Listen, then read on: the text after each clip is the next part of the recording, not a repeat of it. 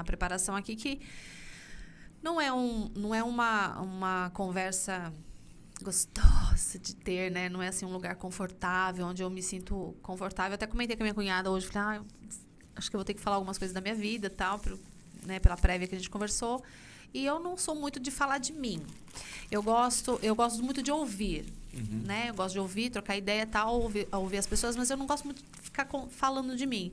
Só que nesses casos, eu acho que às vezes a gente precisa abrir o coração, porque tem muitas outras pessoas por aí sofrendo, de repente, passando por isso, ou já passaram, ou talvez na família ou entre amigos, e é possível superar, né? É possível passar com Jesus, né? Porque se eu venci, se venho superando, é porque Jesus esteve comigo o tempo todo, ele nunca me deixou sozinha, nunca me abandonou. E referente à alegria, Matheus, é aquela coisa assim, mano, eu acho que se eu tenho um dos frutos do Espírito, pelo menos alegria, eu acho que é um deles. E uma vez eu contei essa história pro seu tio, ô Júnior, eu escrevi, sabe? Contei tudo, escrevi tudo, desde da época do primeiro casamento, toda a história, escrevi e mandei pra ele. Aí ele, mas por que você tá me contando isso? Tá doido, você quer o quê? Que eu te dê algum tipo de, que nem padre, né? Te absolva? Eu falei, não, eu só quero que você saiba quem eu sou de verdade. Tudo que eu já passei, eu quero que você entenda que mesmo o diabo tentando roubar minha alegria, que ele tenta roubar minha alegria, mas ele não conseguiu. E nunca vai conseguir. Amém. Porque lá no retiro, como o tema era superando vícios, e aí eu falei pro Matheus, eu tenho uma história para contar. Eu acho que a gente pode usar isso na escola bíblica, ao invés de a gente ficar falando das perguntas e respostas, do jeitinho que tá lá na lição, a gente pode usar isso como exemplo e abrir pro pessoal perguntar e trocar ideia com a galera. 600 pessoas no retiro. Vai vendo. E eu não costumo falar disso porque, como eu disse para vocês lá, né? Não é assim, não é a minha história apenas, é a história do meu filho, né? Então, e eu só conto porque ele também já falou disso.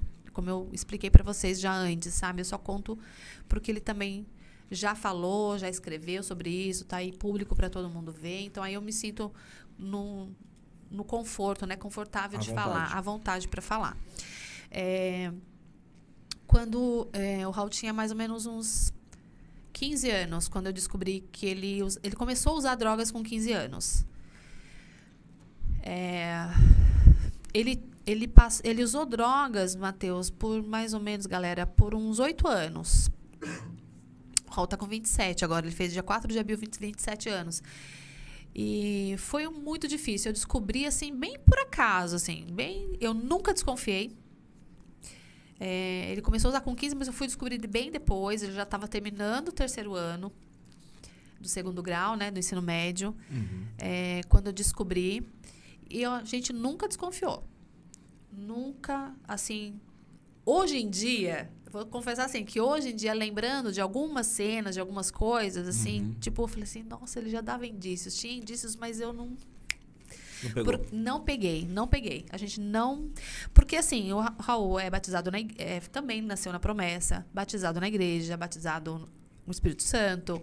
A gente fica com essa como se tivesse uma bolha, né? Uma redoma em volta do filho, né? Em volta das pessoas. E não é bem assim. E aí ele começou usando ali aquele narguilé, será como é que chama aquele troço? Como é que vocês pronunciam? Eu não sei como é que fala. E maconha. Narguilé, acho que é isso aí. E maconha e tal, mas o Raul usou de tudo. Depois de muitas conversas depois, bem mais tarde, ele já, aí trocando ideia, assim, conversando sobre o assunto, bem depois ele me contou, né, que ele usou de tudo, só não usou crack. Mas o resto ele usou tudo. Nas baladas, usou aqueles metafetamina, tudo coisa arada, assim, e o predileto sempre foi a cocaína, né? Que é a mais cara. Fumou todas as coisas dele. Cheirou todas as coisas boas que ele tinha, de valor que ele tinha, ele acabou com tudo usando drogas. Ele sempre teve ótimos empregos. É um menino extremamente inteligente. Não é porque meu filho é gato, muito bonito. Ele é muito bonito, muito inteligente, conversa muito bem. E como a gente estava sempre na igreja, acompanhando ali e tal, sempre conversamos. A gente não é aquele tipo de família assim que nunca fala sobre os assuntos. Tipo, não é assim, entendeu? Sempre conversamos. Só que assim, eu trabalhava o dia inteiro, o meu esposo também, então o Raul ficava muito tempo sozinho. Eu acho que tudo isso contribui. Foi pela influência dos amigos da escola. Também, né? Pela curiosidade, aquela influência dos amigos. Então, quando eu descobri, ele tinha usado um cartãozinho de memória que estava no meu celular e ele usou. E aí eu peguei de volta, porque eu tinha um evento que eu queria tirar foto, eu queria meu cartão de memória para poder guardar as fotos no cartão de memória. Sim. Quando eu encaixei de volta no celular, tinha fotos dele usando, fumando lá os trecos tudo. Tá. Ai, gente do céu, olha, sinceramente, uma das coisas mais difíceis que eu já passei, porque eu fiquei assim em choque, eu falei assim, mas não é possível que eu tô vendo isso. Não, deve ser fake, deve ser montagem, deve ser qualquer coisa, mas não era, gente, era verdade. O menino que tava ali conversando comigo, que tava indo comigo pra igreja, cantando no grupo de louvor. Gente, fica esperto, mano, olha. Junto com a galera ali, sabe, andando junto, indo pra retiro, sabe, destruindo a vida, né? Destruindo as oportunidades da vida. Então, ele ficou 8 anos. O Raul passou por 3 internamentos, 3 overdoses, 3 tentativas de suicídio. Porque chega uma época que ele não... Chegou uma época que ele não conseguia mais... Ele não conseguia se ver fora disso. E começou a pesar aquilo para ele, né? Você não consegue sair, você não vai trabalhar, mas aí não consegue ficar no emprego, óbvio, porque começa a pegar a grana, começa a receber o salário, daí, tipo, o primeiro salário, beleza, você foge, no segundo você foge, na terceira vez, porque o Raul, ele fala assim, né? A gente, morando em Curitiba, ele conhecia todos os pontos de droga em Curitiba. Sim. Então, qualquer lugar onde ele fosse trabalhar, ele sabia onde tinha. E não precisa procurar muito, porque, cara, hoje em dia... Tem em todo lugar. Na porta da escola, entendeu? É um negócio, sim, eu falo que quando a gente era menor, eu lembro da mãe e o pai falar assim, olha, não passa em tal lugar, não passa perto de tal lugar. Por quê? Porque ali, normalmente, era o lugar onde perigoso, onde tinha venda, tal de coisas assim. Então, a gente sempre passava bem longe. Hoje em dia, qualquer esquina, qualquer lugar que você vá, pode ser um bairro chique, pode ser um bairro, né, humilde, pode ser onde for, você vai ter. Eu já vi crianças, pré-adolescentes, adolescentes saindo do colégio positivo, entendeu? Tipo, caríssimo, com um dos colégios mais caros de Curitiba, usando droga. Então, no colégio adventista, inclusive, já vi também. Sim, eu entendeu? também já. Então, cara, não tem essa, sabe? A gente acha que tá protegido, a gente acha que tá tudo certo, que você tá fazendo tudo certo. Mas, infelizmente, eles chegam num ponto que eles escolhem. Eles podem escolher, eles escolhem o que eles querem fazer. Eles escolhem. A gente também foi assim. Eu lembro que eu também tive as minhas escolhas, só que eu também já recebi ofertas. Vários tipos de ofertas, vários tipos de tentações. Só que eu soube dizer, não quero. Isso aqui eu não quero pra minha vida. Então, não tem a ver com falta de amor, porque a gente se culpa, né? Uhum. Eu passei por uma fase, assim, que eu achava que eu tinha sido uma péssima mãe, que o meu marido não tinha sido bom ai, trava-língua isso aqui.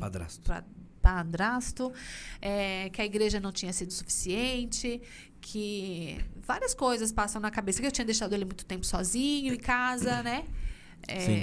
À mercê e tal, mas, cara, eu ia fazer o quê? A gente precisava trabalhar, mano. Você vai fazer o quê? Sim.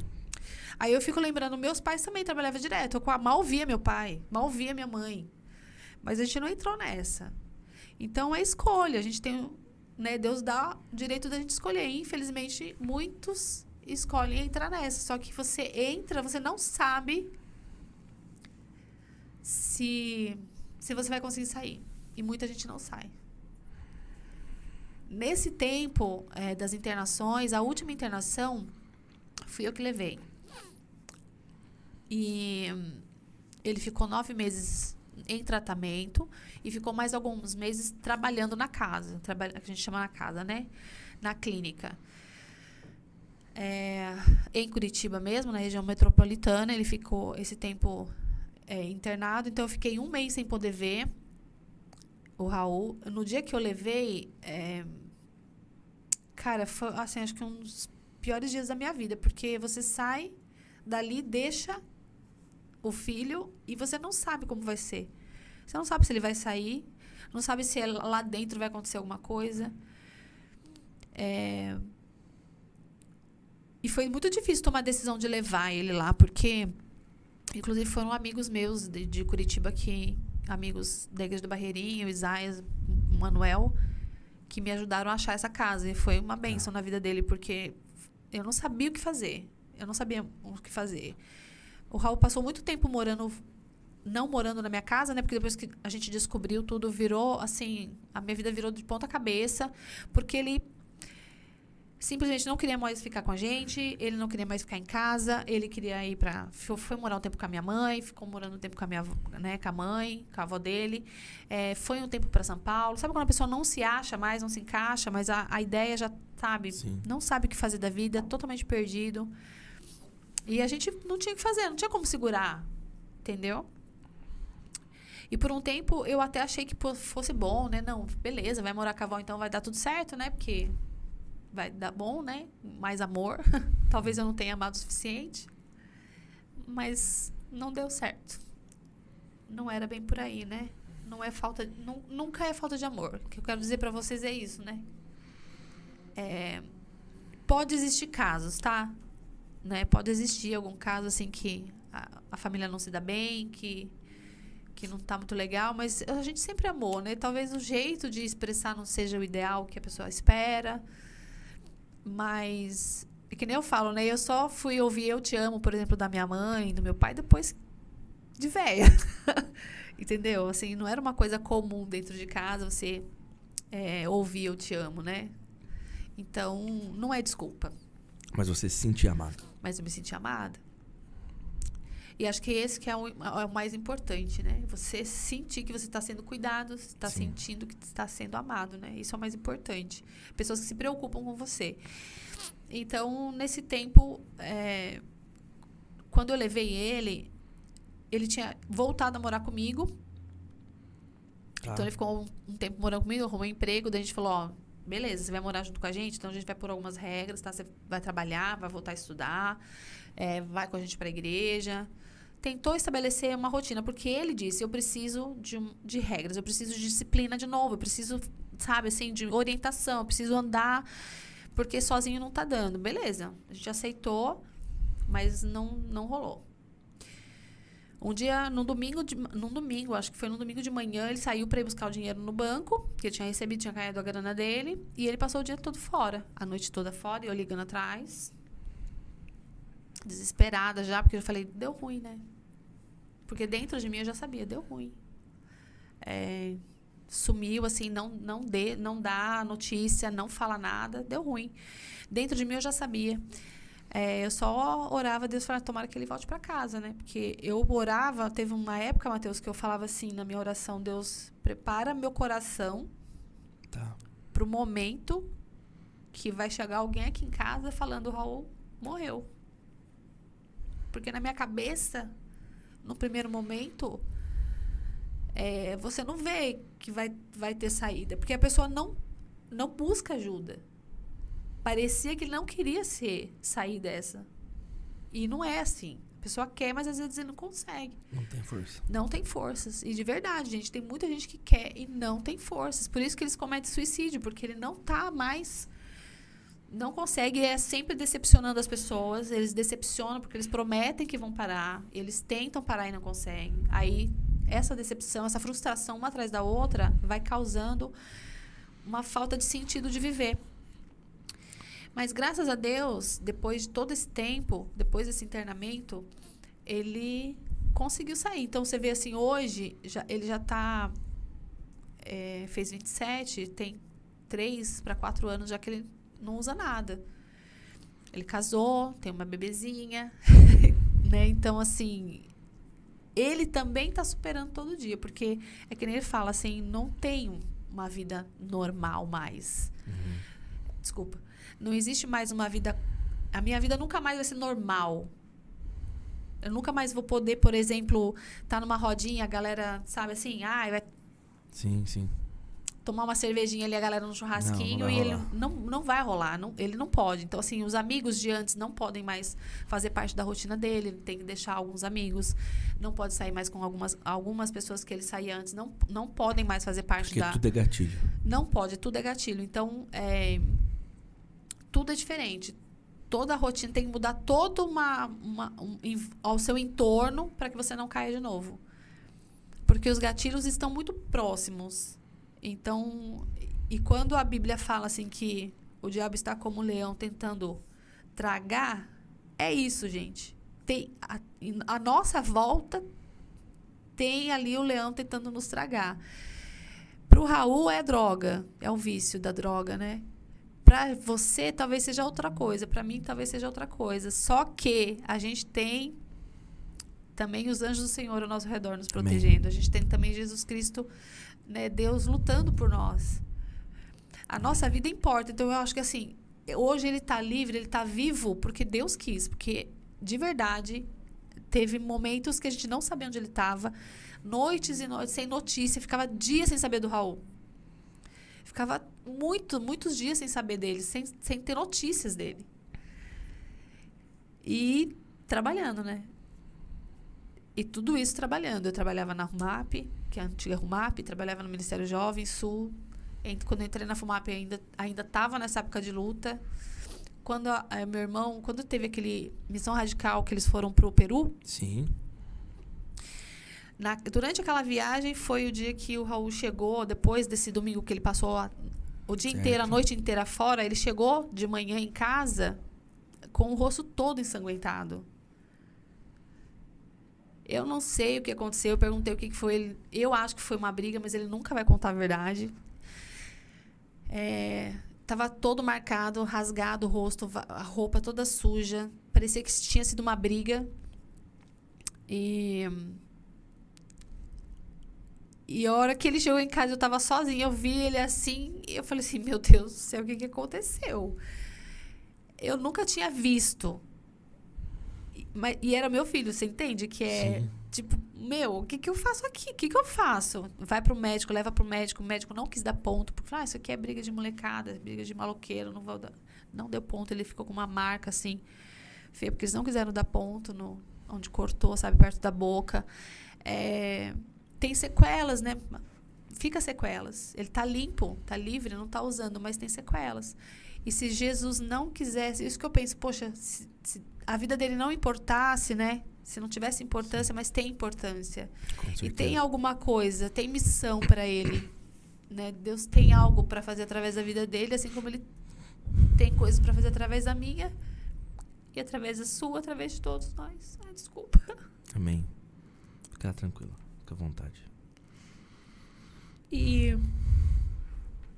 eu lembro que em 2012 foi o ano que o Ozi me chamou para trabalhar com eles na Sul, no Ministério Jovem Sul. E logo depois eu descobri as coisas que o Raul estava fazendo. E eu falei assim, não, foi naquela mesma época, né? Na mesma época que ele me chamou, aconteceu de eu descobrir que o Raul estava usando droga. Então eu falei assim, caraca, como é que eu vou fazer para trabalhar com jovem, passando por isso? Eu me sentia incapaz. Eu falei assim, como que eu vou fazer? Como que eu vou chegar para outro jovem? O que eu vou falar para eles? Então, a primeira reação era dizer, não vou fazer. Não tenho condições. Aí eu contei para o Osni o que estava acontecendo. Porque eu tinha que contar, ele era meu líder, eu tinha que contar. Contei para o meu pastor, na época, pastor José Sobral, contei para o Osni.